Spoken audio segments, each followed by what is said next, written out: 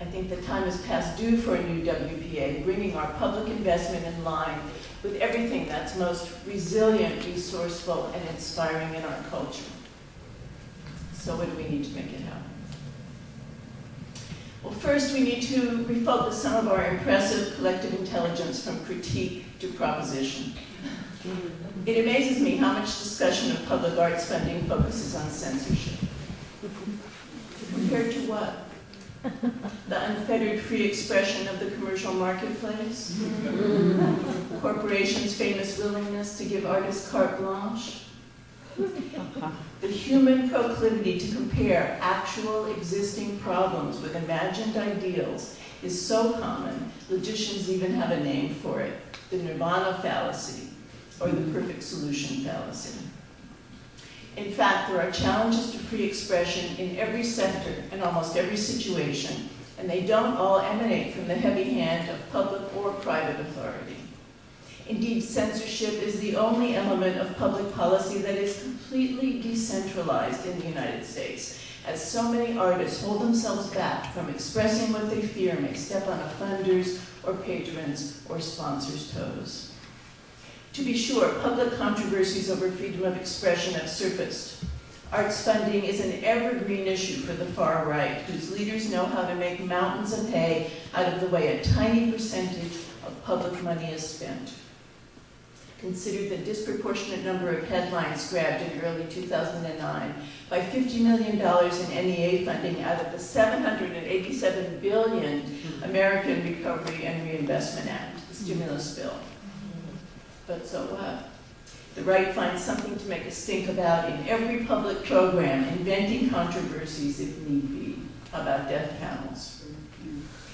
If the prospect of controversy or censorship were enough to stop an arts program from happening, there wouldn't be any. I want to see our best thinking and strongest commitments to free expression inform any plan for a new WPA. But as for public programs being more susceptible to censorship than private ones, I don't think so. There's far more censorship in the marketplace. How often do we hear of entertainment industry executives wanting a scripted character to be switched from a woman or a person of color to a man to snag that important 18 to 35-year-old male demographic? How often do we hear that plays or films about controversial issues can't find a backer or distributor? The history of feminist art is one of works being repeatedly dismissed and neglected as too strident or controversial, while other art by women has often been rejected as being too soft or dismissed as craft. How many artists finally give up on the subjects or practices that move them because they can't find buyers or funding? The second thing we need is perseverance and patience. When I talk about a new WPA with people who are active in inside the Beltway politics, the most common thing they say is this: I don't know anyone who in Congress who would sponsor that legislation right now. The second most common thing they say is, Washington isn't going to spend money on that and any art anytime soon. Their observations may very well be accurate, but since I've been talking about this issue for a very long time, I can tell you that I heard exactly the same thing during the Carter, Reagan, Bush Sr., Clinton, and Bush Jr. administrations.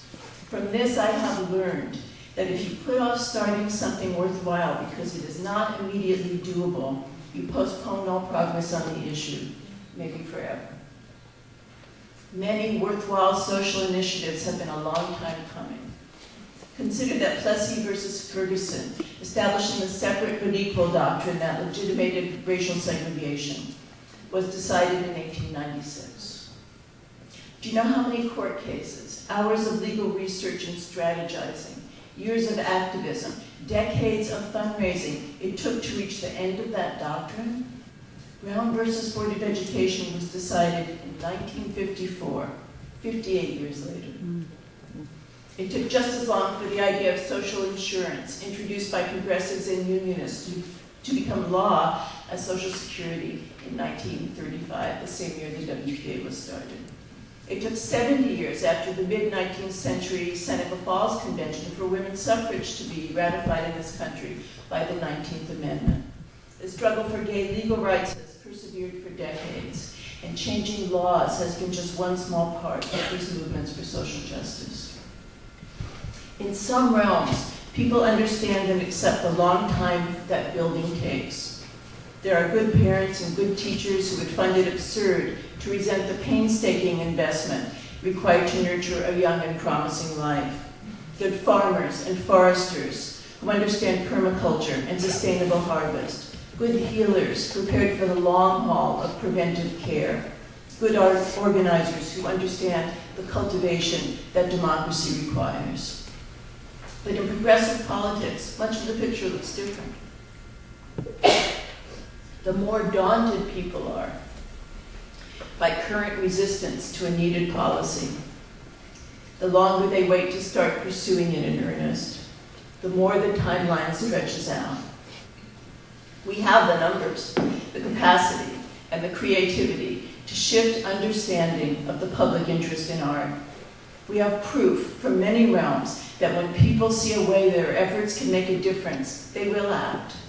Now we need the patience and perseverance to do this work. Which brings me to my third and final point. We are good storytellers, but so far we haven't been so good at telling the story of art's public purpose. Right now, art support is widely seen as something primarily of concern to prospective beneficiaries. It looks like people lobbying for their own jobs and funding.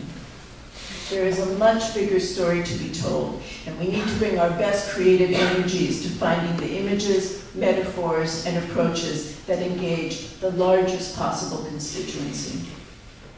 In part, we can do that by generating ideas and excitement about what a new WPA would look like. I've been creating imaginary public service videos in my head recently. For me, one of the most resonant features of the original WPA was its role in preserving cultural heritage.